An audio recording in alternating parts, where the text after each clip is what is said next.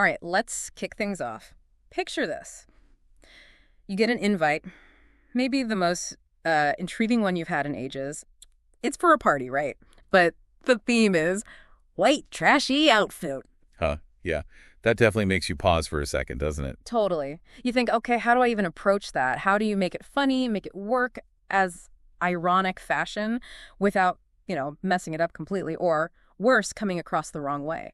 It's a really interesting cultural thing, actually, Mhm. because it takes more than just grabbing some old clothes. You need to get the pop culture references, have the right intention, and honestly, a lot of confidence. Right. It's not literal. It's more like stepping into this exaggerated, almost like theatrical persona. Exactly. And that's what we're diving deep into today. White trashy outfit party ideas. We're going to unpack how to really master the specific look for those times you want to lean into the fun college parties, Halloween, maybe just a night with friends who get ironic fashion. Friends with a good sense of humor, yeah. Yeah, definitely. The goal here is to make sure you feel totally informed, ready to show up looking perfectly on theme, even if that means looking, well, perfectly imperfect. And for this deep dive, we're mainly looking at this ultimate guide from Pixel Pulse Fashion. They've designed it specifically to help people nail this look. Okay. But what's interesting is it's not just a shopping list. It really digs into how you balance the humor with this very specific, exaggerated style. Yeah. Now, we'll share the insights from the source, but obviously our mission isn't about pushing one brand. It's about helping you understand the aesthetic itself. Got it. So our mission today, pull out the key takeaways, the useful bits, maybe even some surprising facts from this guide.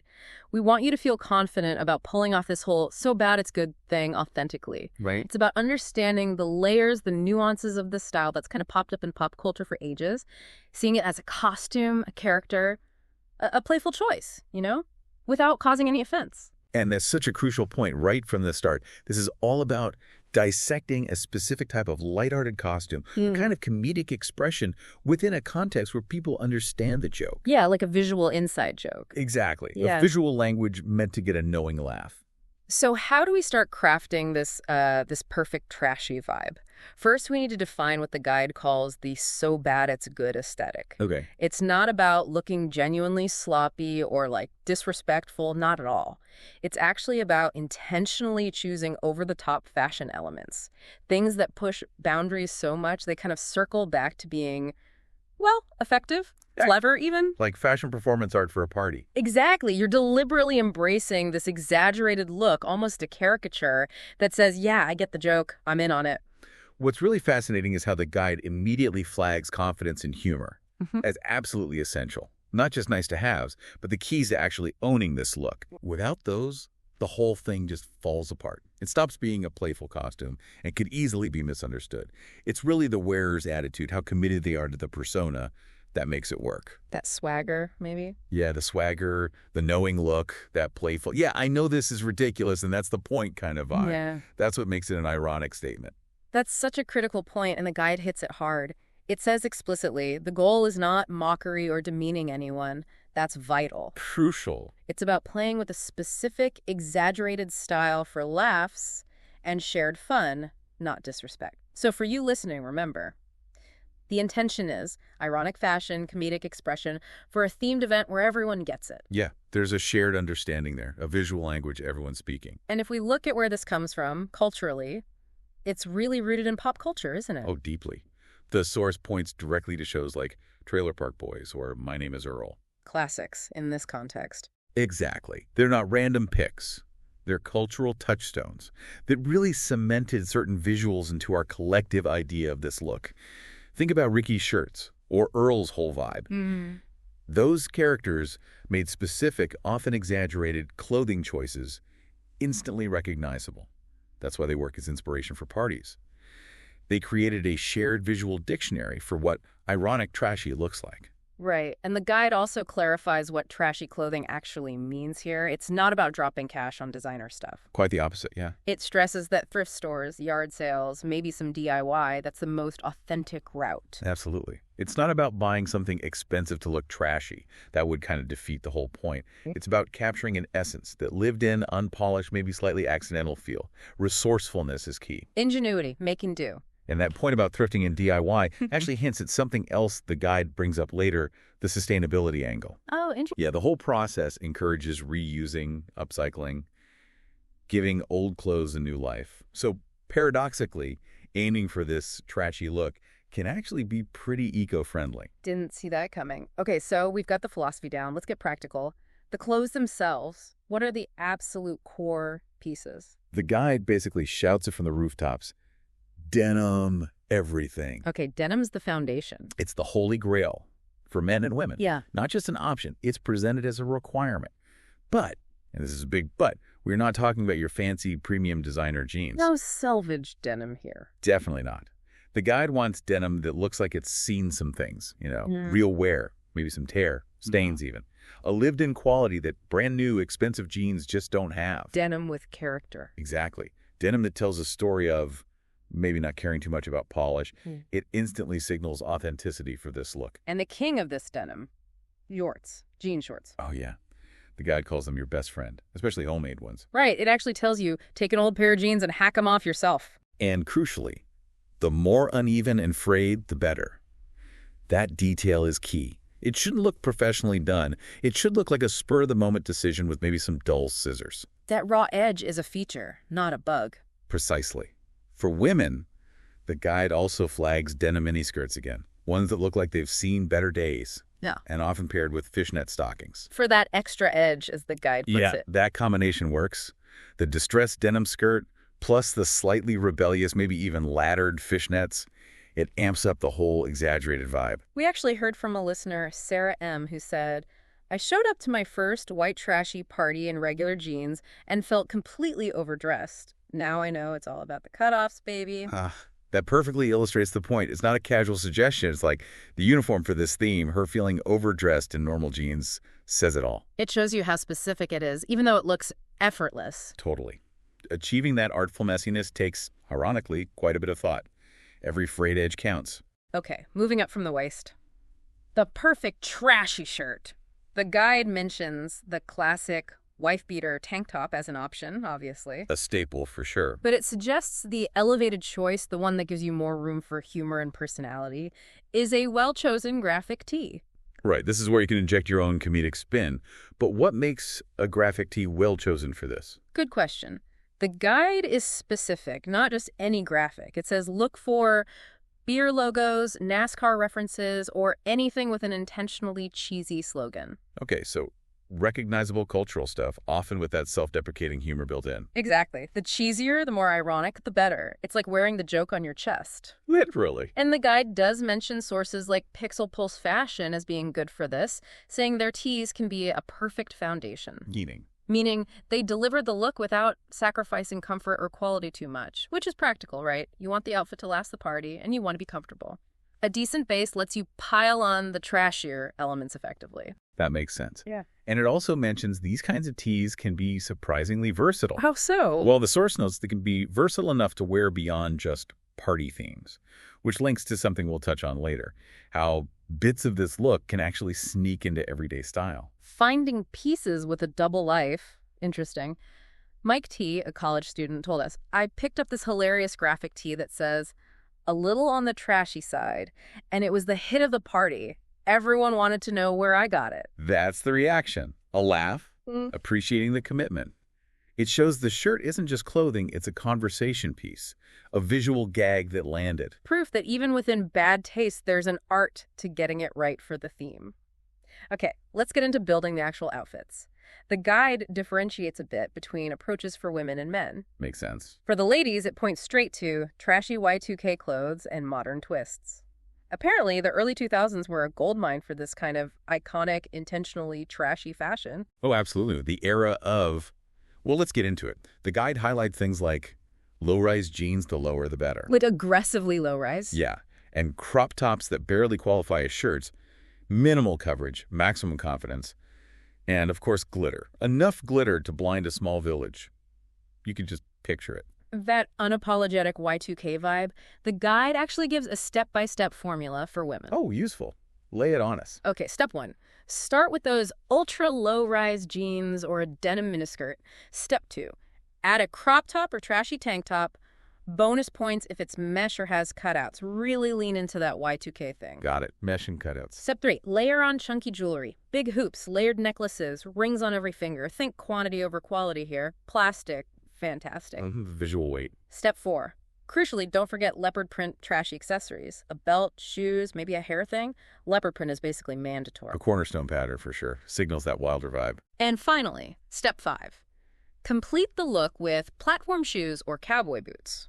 That mix gives you that specific Y2K meets country feel that really defines this look. Wow, that's incredibly specific. It paints a very clear picture. Right. Now, for the guys, it's about mastering the trashy redneck t-shirts look. The vibe is described as effortless, I just rolled out of my trailer. Effortless, but actually strategic. Exactly. Look like you put zero thought into it while secretly having planned every detail. Performance through nonchalance. So what are the essentials for guys to achieve this? Curated carelessness. Okay, the guide lists. Cut-off jeans or cargo shorts. Bonus points for stains. Adds authenticity. Authenticity via grime. Got it. Then, a trashy tee featuring beer brands, hunting logos, or inappropriate slogans. Again, specific themes are key for the humor. Cultural shorthand. Right. And here's the big one, delivered with emphasis in the guide. Trucker hat. Mandatory, no exceptions. Mandatory, no wiggle room there. Apparently not. Footwear. Flip-flops or work boots. Utilitarian, maybe a bit mismatched. Comfort over style. And for extra character, visible tattoos. Temporary ones work great. Put those elements together and you've got the caricature. It really is about building a recognizable character type, which brings us to the whole DIY aspect the guide mentions. The pros and cons of making this stuff yourself. Yeah, that's a big part of the authentic feel. Yeah. So the pros, first, obviously, it's budget-friendly. You're using old stuff or cheap finds. Big plus. Second, you get unique, one-of-a-kind looks. Nobody else will have your exact hacked-up jorts. Third, great conversation starters. People will ask about your creation. True. And fourth, the unexpected one. Environmentally conscious, upcycling. Turns out being trashy can be green. That's the surprising intersection, yeah. Style and responsibility. But the guide is balanced. It gives the cons, too. Right. Cons, it can be time-intensive. Making things look artfully disheveled takes effort. Ironically, yeah. The outfit may not be re-wearable as a trashy outfit, though some core pieces like tees might be. Quality can be unpredictable if you're doing heavy alterations, and you might run into sizing issues with clothes you've cut up. So it's good to know what you're getting into if you go the full DIY route. Manage those expectations. Exactly. Okay, foundations are covered. Now, accessories. The guide says these are what transform a basic trashy outfit into a masterpiece of ironic fashion. They elevate it. Yeah, and it introduces this concept, trashy classy, which sounds like an oxymoron, but it's about finding that sweet spot between too much and not enough. Oh, okay. So it's not just piling stuff on randomly. It's a curated chaos. Right. Like individual items might be trashy, but how you combine them, how you wear them makes it ironically stylish. It's intentional. Like pairing a really worn-out band tee with something surprisingly sharp, like a blazer. That kind of tension. Exactly that kind of thing. It subverts expectations. Okay, hair and makeup. The rule here is simple. The bigger, the better. Go big or go home. Pretty much. For hair, teased bangs, crimped texture, and enough hairspray to damage the ozone layer. Think gravity-defying, maybe a bit messy, but deliberately so. A monument to hair. What about specific styles? Mullet wigs are called out as a crowd pleaser, and the guide mentions the power of a good scrunchy-laden ponytail using those recognizable visual tropes. The mullet wig is definitely a statement piece. We heard from Jessica L., who won a costume contest. She said, I spent 2 hours perfecting my trailer park hair look, complete with chunky highlights and visible roots. It was worth every minute. Wow, 2 hours. That's commitment. Shows the dedication pays off. Totally. Makeup-wise, the look is bold and slightly smudged, no precision needed. Okay. Think bright blue eyeshadow, heavy eyeliner, and lipstick that's seen better days. The guide jokes the goal is looking like it was done in a gas station bathroom mirror. Quick, maybe a bit haphazard, but bold. Not a subtle look. Definitely not. It's about embodying the character down to the smudged eyeliner. Now, the actual physical accessories, what do we need? The guide lists essentials. Trucker hats, naturally. Oversized sunglasses, chunky plastic jewelry, and fake tattoos. Each one adds to that instant recognition. And props. Props are huge for turning it into a full character. What kind of props? Things like beer cans, empty, ideally. Cigarettes, fake, obviously. baby dolls, and anything leopard print trashy. They add story, visual humor. Right, they build out the narrative around the outfit, make it more theatrical. The guide also talks color and pattern. 4 colors. Bold, clashing colors work best. Think hot pink, neon green, bright orange all together. Intentional dissonance. Jarring combinations are the goal. Yep. And patterns. Leopard print trashy designs, camouflage, and loud graphics. The key is explicitly mixing patterns that don't traditionally go together. Deliberate maximalism. Visual chaos, but planned chaos. Exactly. Finally, footwear. This can make or break the whole thing, the guide says unequivocally. Flip-flops are the gold standard. Okay. Especially with socks for extra effect. Socks and sandals. The ultimate fashion crime becomes the ultimate signifier here. It just screams authenticity for this theme, right? That little detail. Totally. What else works? Worn-out sneakers, same vibe. Cowboy boots for that country touch. Or platform sandals, nodding to the Y2K thing. The main idea is footwear that looks well-used and slightly inappropriate for the occasion. Comfort and casual disregard for rules. Got it. Completes the picture. Now, this look isn't just for one season. The guide talks seasonal trashy. For summer, think trashy bathing suit. Okay, how does that work? Picture mismatched bikini pieces, cover-ups that don't really cover anything, and enough tacky jewelry to set off metal detectors. Just over-the-top beachwear. Exaggerated summer vibes. What completes it? Flip-flops, oversized sunglasses, and this is key, a drink in a plastic cup. That little prop reinforces the casual, maybe disposable feel. It's all in those details. Yeah. Okay, so what about winter? Yep, trashy sweater season. Yep. It's not just for summer. Think Christmas sweaters with inappropriate sayings. Or taking a normal sweater and cropping and bedazzling it beyond recognition. Subverting the cozy sweater, making it intentionally garish. Exactly. And this is where themed graphic tees can come in handy too, like holiday ones or maybe 4th of July designs, fitting the season while keeping the trashy vibe. Adapting the core aesthetic. Right. Makes sense. So you're inspired, you're ready. Where do you actually find these cheap, trashy clothes? Back to the source. Thrift store treasures.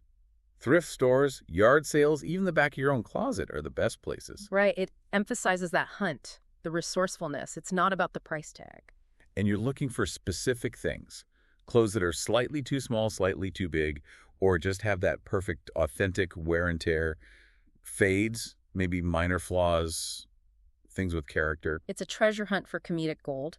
And the guide gives a pro tip for thrifting. Oh, yeah? Don't be afraid to alter thrift store finds. Cut off sleeves, cut pants, and leave the hem raw. Add details with fabric markers or patches. Get creative with destruction. Embrace the DIY spirit. Transform the finds. What about other places? Well, no dedicated trashy clothing store exists, but the guide says discount retailers like Walmart can be gold mines. Okay, practical advice. What do you look for there? Graphic tees with questionable slogans, athletic wear in bold colors, accessories that scream impulse purchase, that kind of chaotic, maybe slightly gaudy energy. Right, but what about quality? If you want something to last maybe beyond one party. Good point. The guide does suggest that for foundational pieces, like those graphic tees, finding ones with decent quality is smart. They provide the ironic element, but might be rewearable, a bit more sustainable that way. Balancing authenticity with practicality. Got it. Now, something I really appreciate about this guide and the whole aesthetic is how inclusive it can be. It talks about trashy plus-size clothes and inclusive fashion. Oh, that's great. How does it approach that? The core idea is simple. Trashy plus-size clothes follow the same principles. Yeah. It's all about attitude and confidence. It's not about size. It's about owning the persona. The clothes are just props for the performance. Love that. The focus is on finding pieces that make you feel amazing while still hitting those trashy style notes. Confidence first. We heard from Maria R., who said, "As a plus-size woman, I was worried, but it ended up being so empowering. The whole point is to be over the top and confident, which is exactly how I felt." That's fantastic. It really shows how it can be liberating, challenging those traditional beauty standards.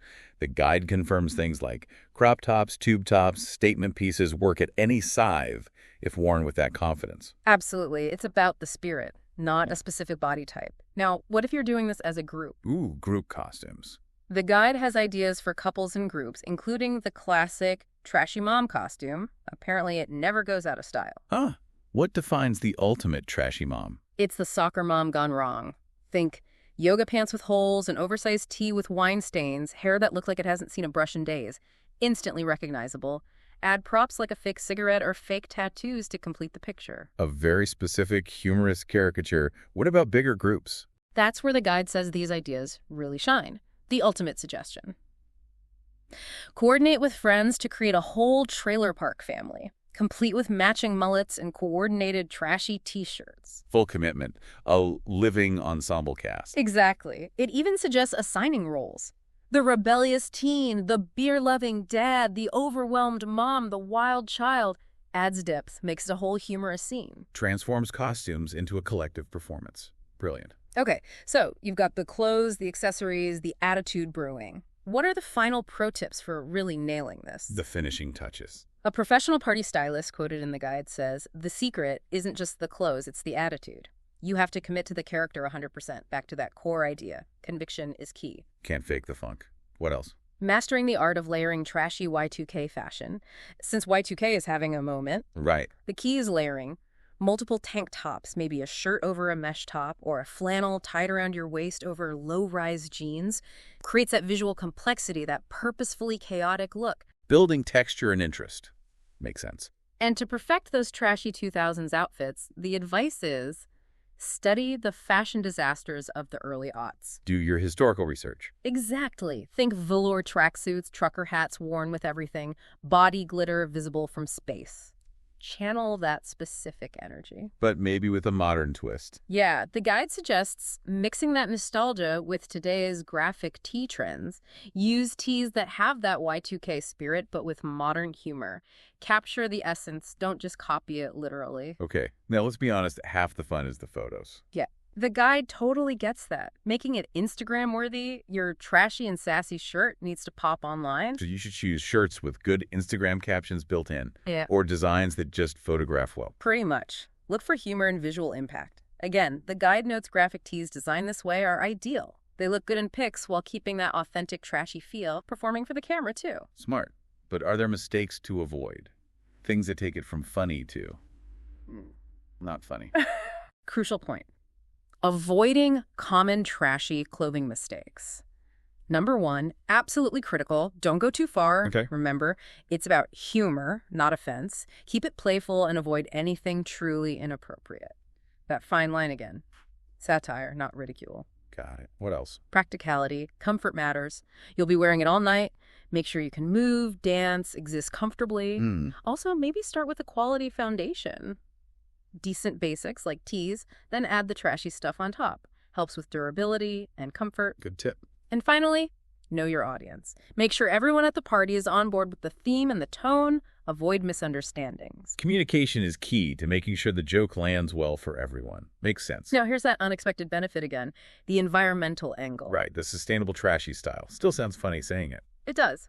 But the guide points out this aesthetic actively encourages thrifting, upcycling, and repurposing. It's inherently anti-fast fashion in a way. An unlikely eco-warrior, this aesthetic. Totally.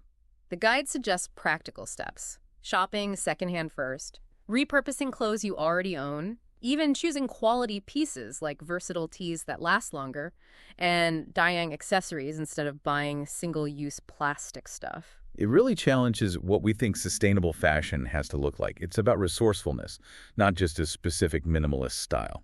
Exactly. Okay, last point, and it's a fun one. Beyond the party. Can you actually wear some of this stuff? Normally. The guide says yes. Some trashy t-shirts are actually incredibly versatile. The secret is picking pieces that walk the line between ironic and genuinely cool. Requires a good eye and probably some guts. Definitely. Again, graphic tees designed with both humor and style are good candidates here. So how do you style them for every day? The guide gives ideas. Casual pair with high-waisted jeans and sneakers. More daring, the ironic professional wear.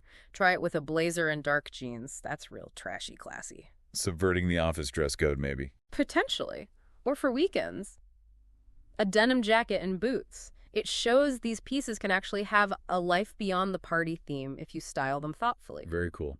Shows the versatility. What a journey. We've really unpacked this whole white trashy outfit thing, the need for humor, confidence, the key clothes like denim and graphic tees, accessories, the Y2K influence, even the surprising inclusivity and green It's aspects. definitely more layered than just throwing on old clothes. Yeah. This deep dive gives you that shortcut to understanding all those nuances. Hopefully, it gets you thinking too about how ironic fashion works, how intentional styling can transform something, maybe how these ideas apply elsewhere. Yeah, it's about recognizing how an aesthetic, even one labeled bad, can become powerful through intent and execution. So, here's a final thought to chew on.